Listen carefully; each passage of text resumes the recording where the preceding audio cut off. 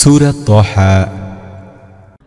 আউযু বিল্লাহি মিনাশ শাইতানির রাজীম। বিসমিল্লাহির রহমানির রহিম। পরম করুণাময় মেহেরবান আল্লাহর নামে। তাহা মা আনজালনা আলাইকাল কুরআনা লিতাশকা ইল্লা তাযকিরাতাল লিমান ইয়াখশা তানজিলাম মিম্মান খালাকাল আরদা ওয়াস সামাওয়াতিল উলা আর-রাহমানু আলাল আরশি ইস্তাওয়া লাহু মা ফিস সামাওয়াতি ওয়া মা ফিল আরদি ওয়া মা বাইনাহুমা ওয়া মা তাহতাস সারা ওয়া ইন তাজহার বিল কওলি ফাইন্নাহু ইয়ালামুস সিররা ওয়া আখফা আল্লাহু লা ইলাহা ইল্লা হু লাহুল আসমাউল হুসনা। তাহা। আমি এই কোরআন তোমার প্রতি এই জন্য নাজিল করিনি যে তুমি বিপদে পড়বে। এ তো একটি স্মারক এমন প্রত্যেক ব্যক্তির জন্য যে ভয় করে। যে সত্তা পৃথিবী ও সূর্য আকাশ জগৎ সৃষ্টি করেছেন তার পক্ষ থেকে এটি নাজিল করা হয়েছে। তিনি পরম দয়াবান, বিশ্বজাহানের শাসন কর্তৃত্বের আসনে সমাসীন। যা কিছু পৃথিবীতে ও আকাশে আছে, যা কিছু পৃথিবী ও আকাশের মাঝখানে আছে এবং যা কিছু ভূগর্ভে আছে, সব কিছুর মালিক তিনি।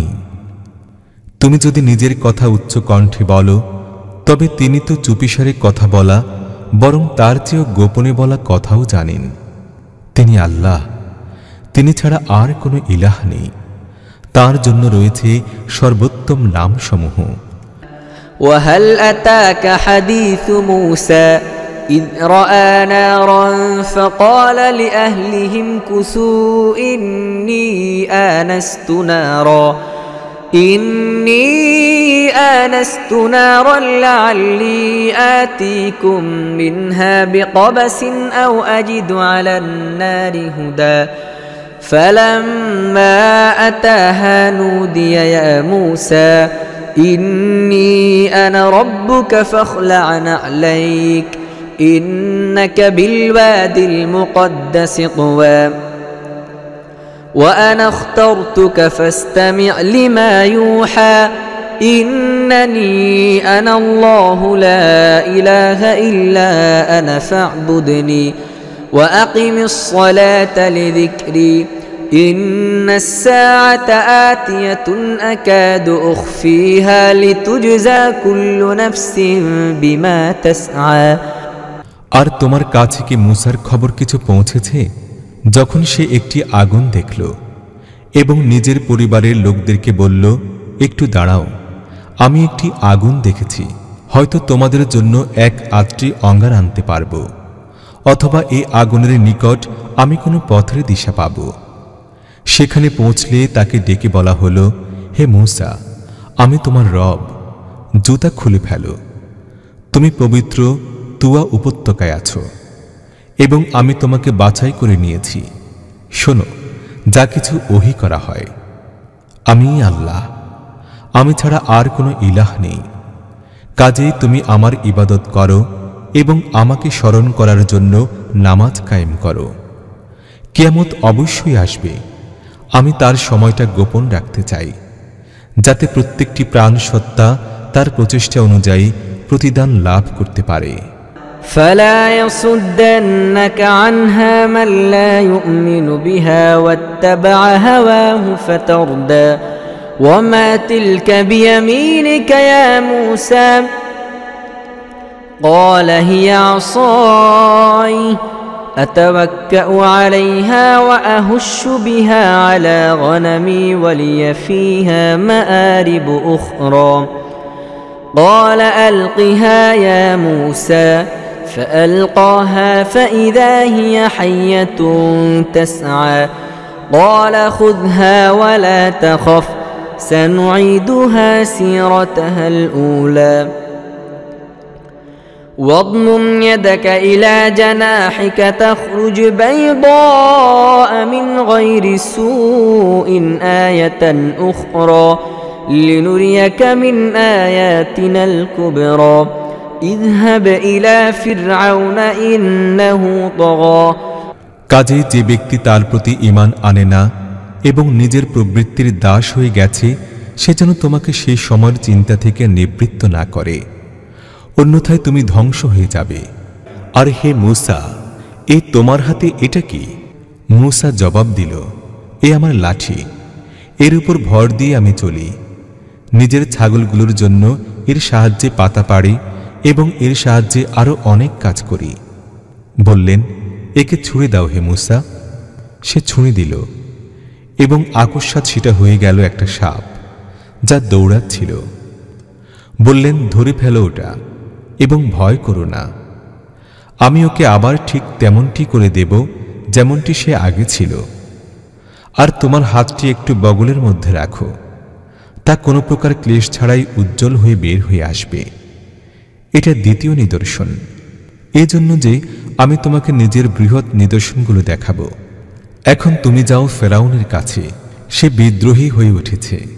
قال رب اشرح لي صدري ويسر لي أمري واحلل عقدة من لساني يفقه قولي واجعل لي وزيرا من أهلي هارون أخي اشدد به أزري وأشركه في أمري كي نسبحك كثيرا ونذكرك كثيرا إنك كنت بنا بصيرا মূসা বলল, হে আমার রব, আমার বুক প্রশস্ত করে দাও, আমার কাজ আমার জন্য সহজ করে দাও এবং আমার জিভের জড়তা দূর করে দাও, যাতে লোকেরা আমার কথা বুঝতে পারে।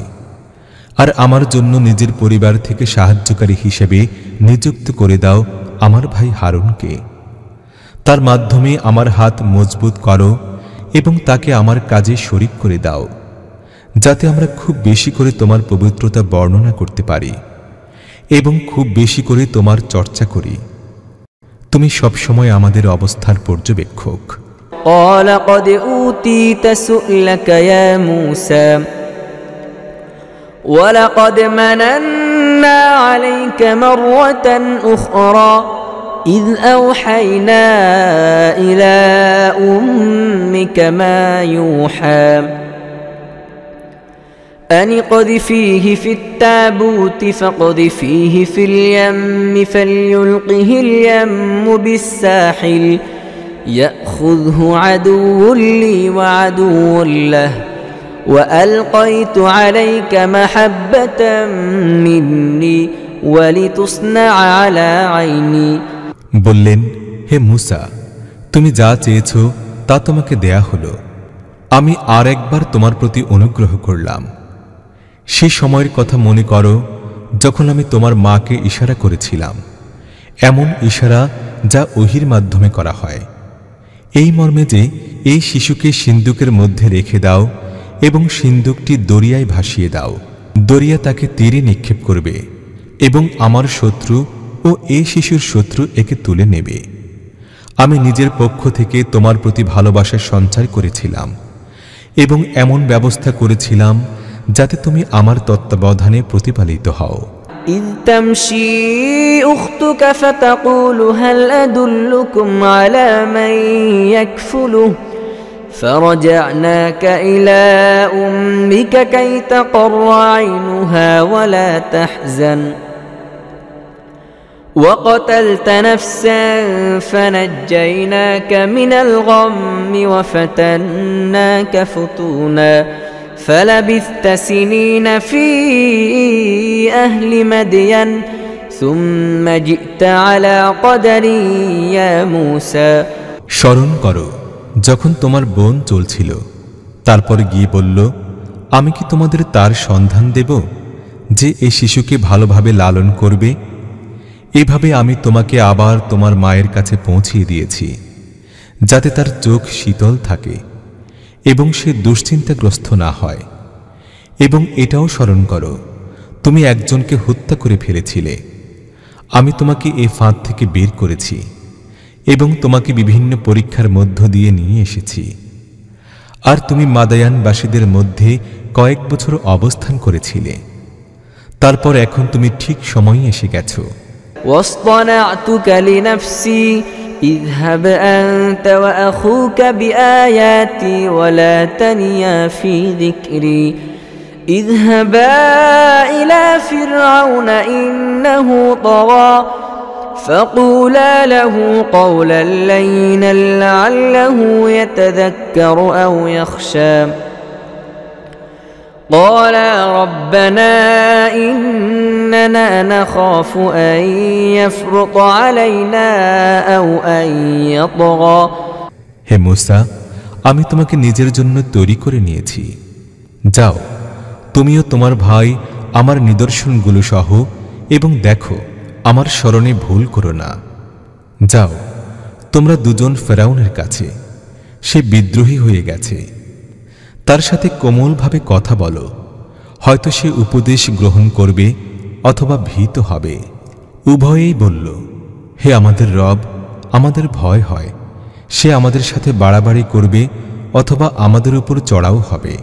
قال لا تخافا إنني معكما أسمع وأرى فأتياه فقولا إنا رسولا ربك فأرسل معنا بني إسرائيل ولا تعذبهم قد جئناك بآية من ربه والسلام على من اتبع الهدى إنا قد أوحي إلينا أن العذاب على من كذب وتولى قال فمن ربكما يا موسى قال ربنا الذي أعطى كل شيء خلقه ثم هدى বললেন, ভয় করো না, আমি তোমাদের সাথে আছি, সবকিছু শুনছি ও দেখছি। যাও তার কাছে এবং বলো, আমরা তোমার রবের প্রেরিত, বনী ইসরায়েলকে আমাদের সাথে যাওয়ার জন্য ছেড়ে দাও এবং তাদেরকে কষ্ট দিও না। আমরা তোমার কাছে নিয়ে এসেছি তোমার রবের নিদর্শন এবং শান্তি তার জন্য যে সঠিক পথ অনুসরণ করে। আমাদের ওহীর সাহায্যে জানানো হয়েছে যে শাস্তি তার জন্য যে মিথ্যা আরোপ করে ও মুখ ফিরিয়ে নেয়। ফেরাউন বলল, আচ্ছা, তাহলে তোমাদের দুজনের রব কে হে মূসা? মূসা জবাব দিল, আমাদের রব তিনি, যিনি প্রত্যেক জিনিসকে তার আকৃতি দান করেছেন, তারপর তাকে পথ নির্দেশ দিয়েছেন। قال فما بال القرون الأولى قال علمها عند ربي في كتاب لا يضل ربي ولا ينسى الذي جعل لكم الأرض مهدا وسلك لكم فيها سبلا وأنزل من السماء ماء فأخرجنا به أزواجا من نبات شتى كلوا وارعوا أنعامكم إن في ذلك لآيات لأولي النهى ফেরাউন বলল, আর পূর্ববর্তী বংশধররা যারা অতীত হয়ে গেছে তাদের তাহলে কি অবস্থা ছিল? মূসা বলল, সে জ্ঞান আমার রবের কাছে লিপিবদ্ধ অবস্থায় সংরক্ষিত আছে। আমার রব ভুলও করেন না, বিস্তৃতও হন না। তিনিই তোমাদের জন্য জমিনের বিছানা বিছিয়েছেন, তার মধ্যে তোমাদের চলার পথ তৈরি করেছেন এবং উপর থেকে পানি বর্ষণ করেছেন। তারপর তার মাধ্যমে আমি বিভিন্ন প্রকার উদ্ভিদ উৎপন্ন করি, খাও এবং তোমাদের পশুও চড়াও। অবশ্যই এর মধ্যে রয়েছে বুদ্ধিমানের জন্য বহু নিদর্শনাবলী। منها خلقناكم وفيها نعيدكم ومنها نخرجكم تارة أخرى এই মাটি থেকেই আমি তোমাদেরকে সৃষ্টি করেছি, এরই মধ্যে আমি তোমাদেরকে ফিরিয়ে নিয়ে যাব এবং এ থেকেই আবার তোমাদেরকে বের করব। ولقد أريناه آياتنا كلها فكذب وأبى قال أجئتنا لتخرجنا من أرضنا بسحرك يا موسى فلنأتينك بسحر مثله فاجعل بيننا وبينك موعدا لا نخلفه نحن ولا أنت مكانا سوى قال موعدكم يوم الزينة وأن يحشر الناس ضحى فتولى فرعون فجمع كيده ثم أتى আমি ফিরাউনকে আমার সমস্ত নিদর্শন দেখালাম, কিন্তু সে মিথ্যা আরোপ করতে থাকল এবং মেনে নিল না। বলতে লাগল, হে মূসা, তুমি কি আমাদের কাছে এজন্য এসেছো যে নিজের জাদুর জোরে আমাদের দেশ থেকে আমাদের বের করে দেবে? বেশ, আমরাও তোমার মোকাবেলায় অনুরূপ জাদু আনছি। ঠিক করো কবে এবং কোথায় মোকাবেলা করবে। আমরাও এ চুক্তির অন্যথা করব না, তুমিও না। খোলা ময়দানে সামনে এসে যাও। মূসা বলল, উৎসবের দিন নির্ধারিত হল এবং পূর্বাহ্নে লোকদেরকে জড়ো করা হবে। ফিরাউন পেছনে ফিরে নিজের সমস্ত কলা কৌশল একত্র করল এবং তারপর মোকাবেলায় এসে গেল। قال لهم موسى ويلكم لا تفتروا على الله كذبا فيسحتكم بعذاب وقد خاب من افترى فتنازعوا أمرهم بينهم وأسروا النجوى قالوا إن هذان لساحران يريدان أن يخرجاكم من أرضكم بسحرهما ويذهبا بطريقتكم المثلى فأجمعوا كيدكم ثم أتوا صفا وقد أفلح اليوم من استعلى মূসা যথাসময়ে প্রতিপক্ষ দলকে সম্বোধন করে বলল, দুর্ভাগ্য পীড়িতরা, আল্লাহর প্রতি অপবাদ দিও না, অন্যথায় তিনি কঠিন আযাব দিয়ে তোমাদের ধ্বংস করে দিবেন। যেই মিথ্যা রটনা করেছে সেই ব্যর্থ হয়েছে। এই কথা শুনে তাদের মধ্যে মতবিরোধ হয়ে গেল এবং তারা চুপি চুপি পরামর্শ করতে লাগল। শেষে কিছু লোক বলল, এরা দুজন তো নিছক জাদুঘর, নিজেদের জাদুর জোরে তোমাদেরকে তোমাদের দেশ থেকে উৎখাত করা এবং তোমাদের আদর্শ জীবনযাপন পদ্ধতি ধ্বংস করে দেয়াই এদের উদ্দেশ্য। আজ নিজেদের সমস্ত কলা কৌশল একত্র করে নাও এবং একজোট হয়ে ময়দানে এসো। ব্যাস, জেনে রাখো, আজকে যে প্রাধান্য লাভ করবে সেই জিতে গেছে। قالوا يا موسى إما أن تلقي وإما أن نكون أول من ألقى قال بل ألقوا فإذا حبالهم وعصيهم يخيل إليه من سحرهم أنها تسعى فأوجس في نفسه خيفة موسى قلنا لا تخف إنك أنت الأعلى জাদুকররা বলল, হে মূসা, তুমি নিক্ষেপ করবে নাকি আমরাই আগে নিক্ষেপ করব? মূসা বলল, না, তোমরাই নিক্ষেপ করো। আকস্মাৎ তাদের জাদুর প্রভাবে তাদের দড়ি দড়া ও লাঠিগুলো ছুটাছুটি করছে বলে মূসার মনে হতে লাগল এবং মূসার মনে ভীতির সঞ্চার হলে আমি বললাম, ভয় পেও না, তুমিই প্রাধান্য লাভ করবে।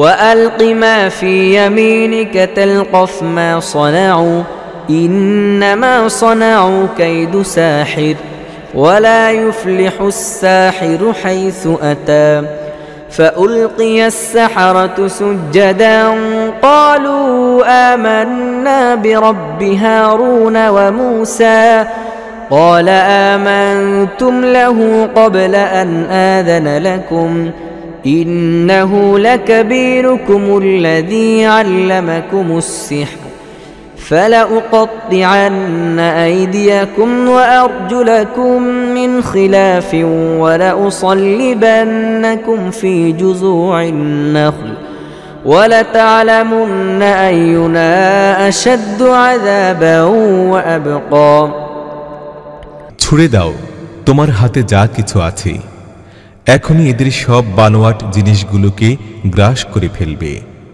এরা যা কিছু বানিয়ে এনেছে এ তো জাদুঘরের প্রতারণা, এবং জাদুকর যেভাবেই আসুক না কেন কখনো সফল হতে পারে না। শেষ পর্যন্ত এই হলো যে সমস্ত জাদুকরকে সিজদাবনত করে দেয়া হলো, এবং তারা বলে উঠল, আমরা মেনে নিলাম হারুন ও মুসার রবকে। ফেরাউন বলল, তোমরা ঈমান আনলে আমি তোমাদের অনুমতি দেবার আগে? দেখছি এ তোমাদের গুরু, এই তোমাদের জাদুবিদ্যা শিখিয়েছিল। এখন আমি তোমাদের হাত পা বিপরীত দিক থেকে কাটাচ্ছি এবং খেজুর গাছের কাণ্ডে তোমাদের শুলিবিদ্ধ করছি। এরপর তোমরা জানতে পারবে আমাদের দুজনের মধ্যে কার শাস্তি বেশি কঠিন ও দীর্ঘস্থায়ী, অর্থাৎ আমি না মুসা, কে তোমাদের বেশি কঠিন শাস্তি দিতে পারে।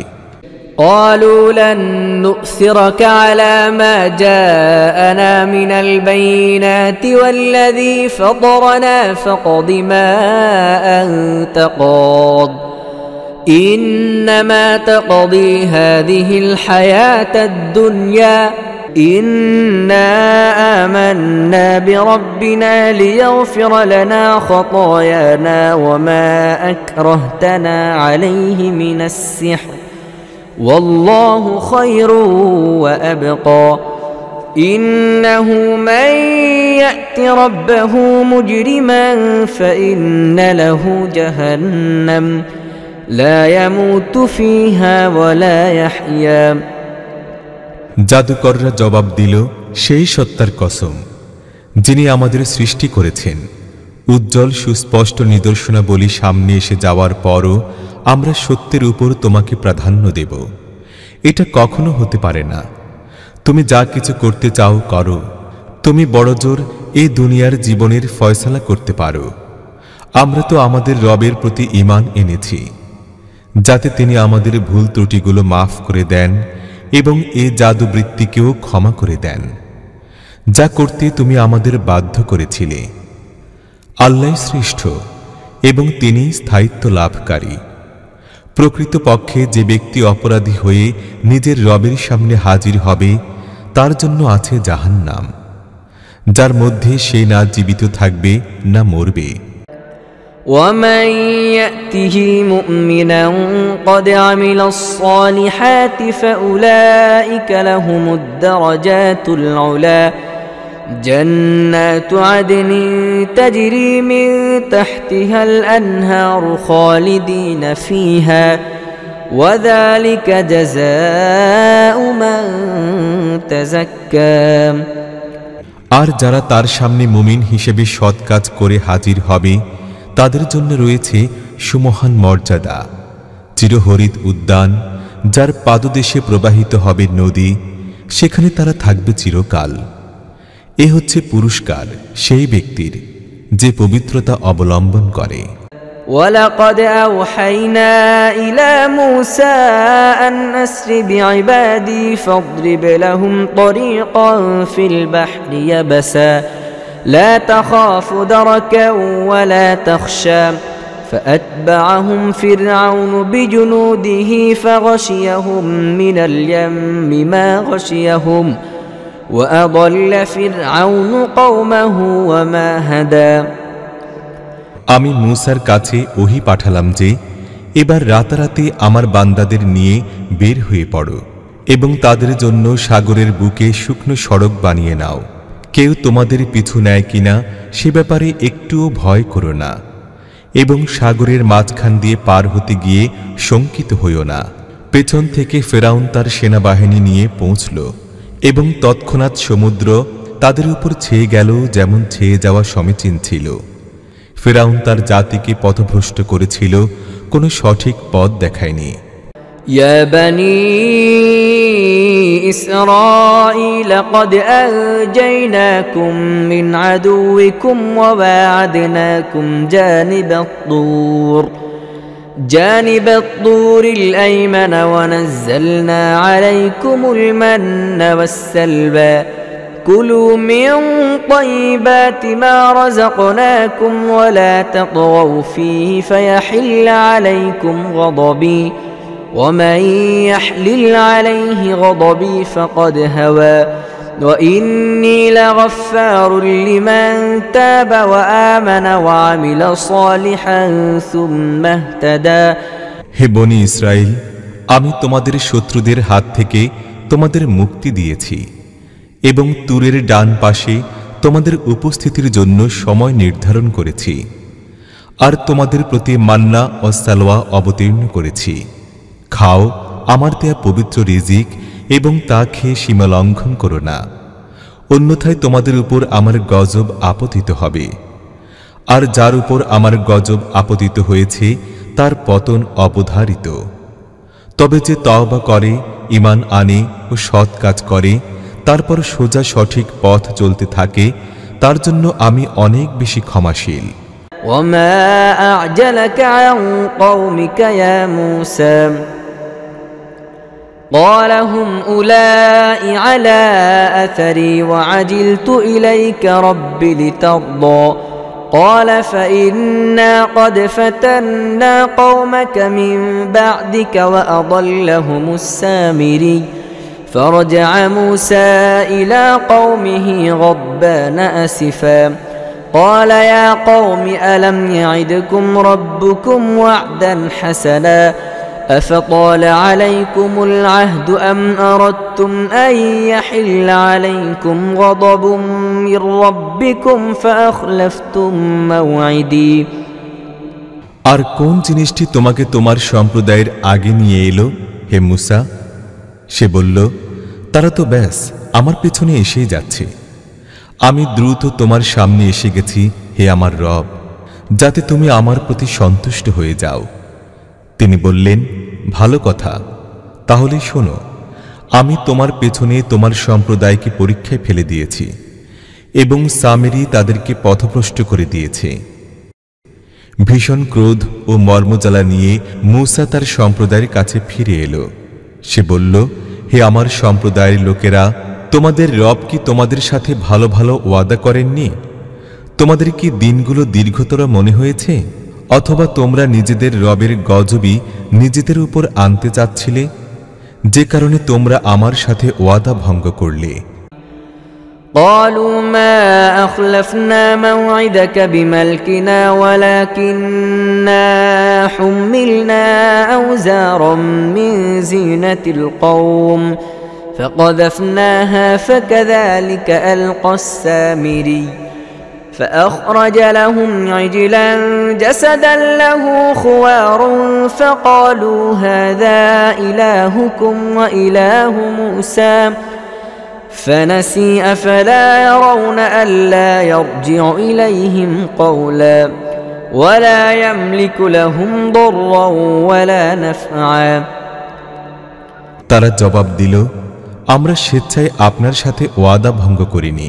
ব্যাপার হলো, লোকদের অলংকারের বোঝায় আমরা ভারাক্রান্ত হয়ে পড়েছিলাম এবং আমরা স্রেফ সেগুলো ছুঁড়ে ফেলে দিয়েছিলাম।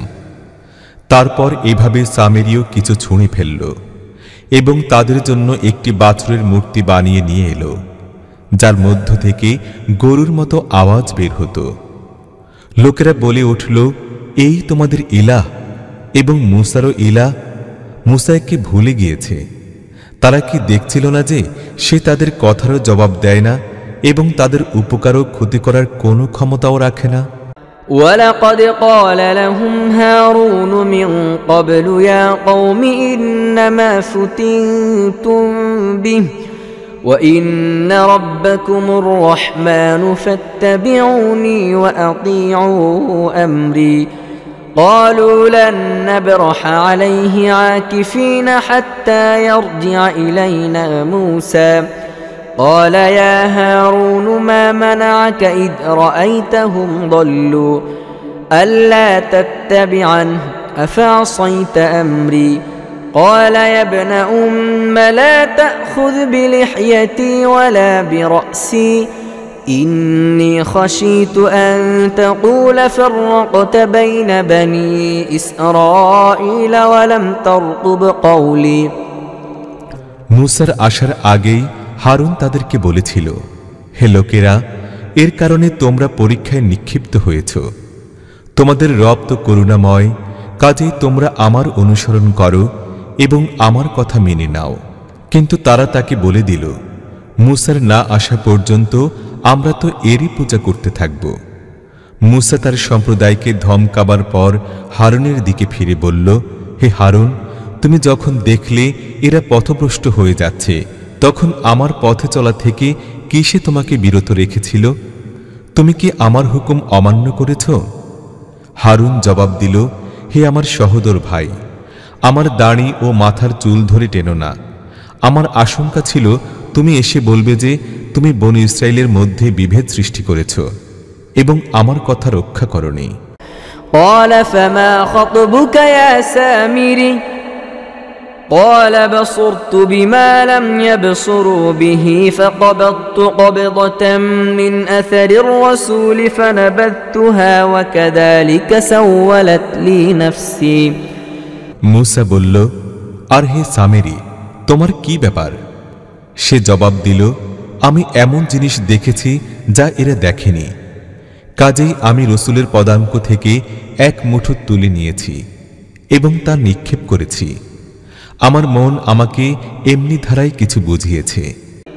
قال فاذهب فإن لك في الحياة أن تقول لا مساس وإن لك موعدا لن تخلفه وانظر إلى إلهك الذي ظلت عليه عاكفا لنحرقنه ثم لننسفنه في اليم نسفا মুসা বলল, বেশ, তুই দূর হয়ে যা। এখন জীবনভর তুই শুধু এ কথাই বলতে থাকবি, আমাকে ছুঁয়ো না। আর তোর জন্য জবাবদিহির একটি সময় নির্ধারিত রয়েছে যা কখনোই তোর থেকে দূরে সরে যাবে না। আর দেখ, তোর এই ইলার প্রতি যার পূজায় তুই মত্ত ছিলি, এখন আমরা তাকে জ্বালিয়ে দেব এবং তার ক্ষুদ্রাতি ক্ষুদ্র অংশগুলো সাগরে ভাসিয়ে দেব। إنما إلهكم الله الذي لا إله إلا هو وسع كل شيء علما كذلك نقص عليك من أنباء ما قد سبق وقد آتيناك من لدنا ذكرا من أعرض عنه فإنه يحمل يوم القيامة وزرا হে লোকেরা, এক আল্লাহই তোমাদের ইলাহ, যিনি ছাড়া আর কোনো ইলাহ নেই। প্রত্যেক জিনিসের উপর তার জ্ঞান পরিব্যাপ্ত। হে মুহাম্মদ, এভাবে আমি অতীতে যা ঘটে গেছে তার অবস্থা তোমাকে শুনাই এবং আমি বিশেষ করে নিজের কাছ থেকে তোমাকে একটি জিকির বা উপদেশমালা দান করেছি। যে ব্যক্তি এ থেকে মুখ ফিরিয়ে নেবে সে কিয়ামতের দিন কঠিন গুনাহের বোঝা উঠাবে। خالدين فيه وساء لهم يوم القيامة حملا يوم ينفخ في الصور ونحشر المجرمين يومئذ زرقا يتخافتون بينهم إن لبثتم إلا عشرا نحن أعلم بما يقولون إذ يقول أمثلهم طريقة إن لبثتم إلا يوما আর এই ধরনের লোকেরা চিরকাল এই দুর্ভাগ্য পীড়িত থাকবে এবং কিয়ামতের দিন তাদের জন্য এই অপরাধের দায়ভার বড়ই কষ্টকর বোঝা হবে। সেদিন যখন শিঙায় ফুঁক দেয়া হবে এবং আমি অপরাধীদেরকে এমনভাবে ঘেরাও করে আনব যে তাদের চোখ আতঙ্কে দৃষ্টিহীন হয়ে যাবে। তারা পরস্পর চুপি চুপি বলাবলি করবে, দুনিয়ায় বড় জোর তোমরা 10টা দিন অতিবাহিত করেছ। আমি ভালোভাবেই জানি তারা কিসব কথা বলবে। আমি এও জানি সেই সময় তাদের মধ্যে যে সবচেয়ে বেশি সতর্ক অনুমানকারী হবে সে বলবে, না, তোমাদের দুনিয়ার জীবন তো মাত্র একদিনের জীবন ছিল। ويسألونك عن الجبال فقل ينسفها ربي نسفا فيذرها قاعا صفصفا لا ترى فيها عوجا ولا أمتا يومئذ يتبعون الداعي ولا عوج له وخشعت الأصوات للرحمن فلا تسمع إلا همسا يومئذ لا تنفع الشفاعة إلا من أذن له الرحمن ورضي له قولا يعلم ما بين أيديهم وما خلفهم ولا يحيطون به علما এ লোকেরা তোমাকে জিজ্ঞেস করছে, সেদিন এই পাহাড়গুলো কোথায় চলে যাবে? বলো, আমার রব তাদেরকে ধুলি বানিয়ে উড়িয়ে দেবেন এবং জমিনকে এমন সমতল প্রান্তরে পরিণত করে দেবেন যে তার মধ্যে তোমরা কোনো উঁচু নিচু ও ভাঁজ দেখতে পাবে না। সেদিন সবাই নকিবের আহ্বানে সোজা চলে আসবে। কেউ সামান্য দর্পিত ভঙ্গির প্রকাশ ঘটাতে পারবে না এবং করুণাময়ের সামনে সমস্ত আওয়াজ স্তব্ধ হয়ে যাবে। মৃদু খসখস শব্দ ছাড়া তুমি কিছুই শুনবে না। সেদিন সুপারিশ কার্যকর হবে না, তবে যদি করুণাময় কাউকে অনুমতি দেন এবং তার কথা শুনতে পছন্দ করেন। তিনি লোকদের সামনের পেছনের সব অবস্থা জানেন এবং অন্যেরা এর পুরো জ্ঞান রাখে না। وعنت الوجوه للحي القيوم وقد خاب من حمل ظلما ومن يعمل من الصالحات وهو مؤمن فلا يخاف ظلما ولا هضما وكذلك أنزلناه قرآنا عربيا وصرفنا فيه من الوعيد لعلهم يتقون أو يحدث لهم ذكرا লোকদের মাথা চিরঞ্জীব ও চিরপ্রতিষ্ঠিত সত্তার সামনে ঝুঁকে পড়বে। সে সময় যে জুলুমের গুনাহের ভার বহন করবে সে ব্যর্থ হবে, আর যে ব্যক্তি সৎ কাজ করবে এবং সেই সাথে সে মুমিনও হবে তার প্রতি কোনো জুলুম বা অধিকার হরণের আশঙ্কা নেই। আর হে মুহাম্মদ, এইভাবে আমি একে আরবি কোরআন বানিয়ে নাজিল করেছি এবং এর মধ্যে বিভিন্ন ধরনের সতর্কবাণী করেছি। হয়তো এরা বক্রতা থেকে বাঁচবে বা এদের মধ্যে এর বদৌলতে কিছু সচেতনতার নিদর্শন ফুটে উঠবে।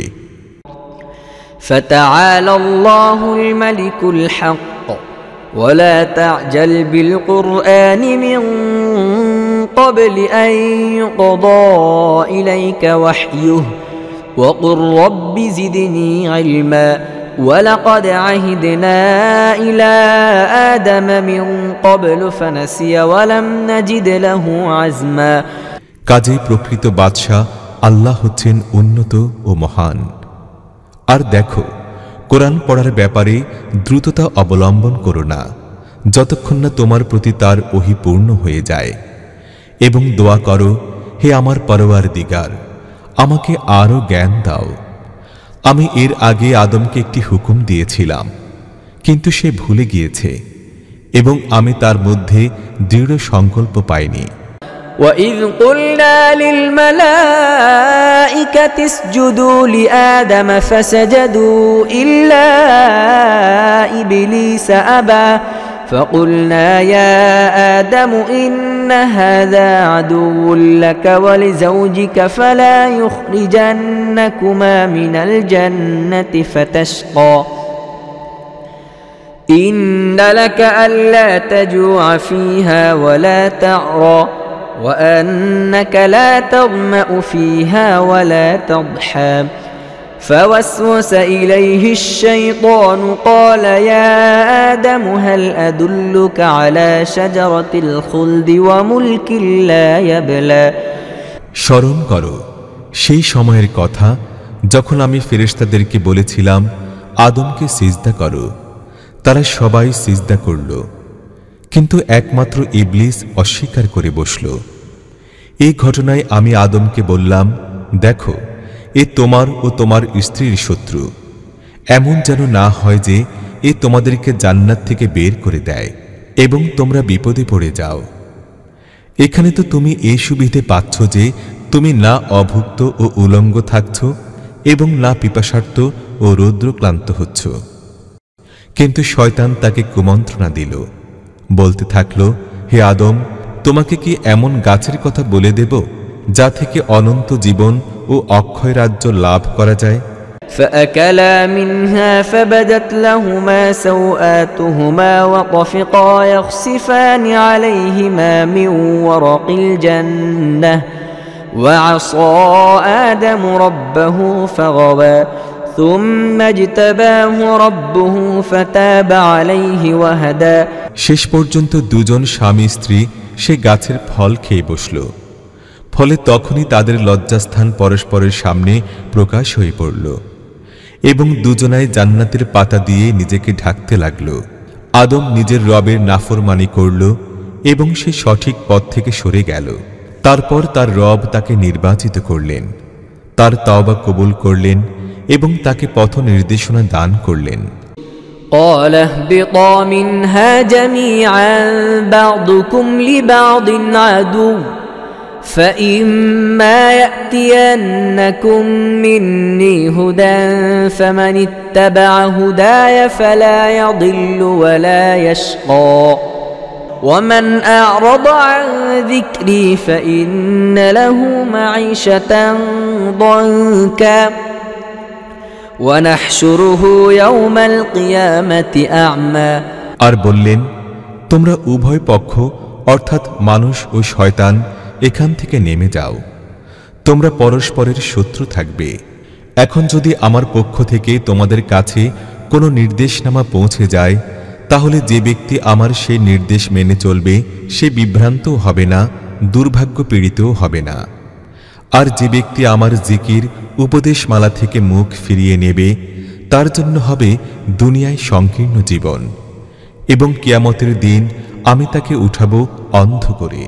قال رب لم حشرتني أعمى وقد كنت بصيرا قال كذلك أتتك آياتنا فنسيتها وكذلك اليوم تنسى وكذلك نجزي من أسرف ولم يؤمن بآيات ربه ولعذاب الآخرة أشد وأبقى أفلم يهد لهم كم أهلكنا قبلهم من القرون يمشون في مساكنهم إن في ذلك لآيات لأولي النهى।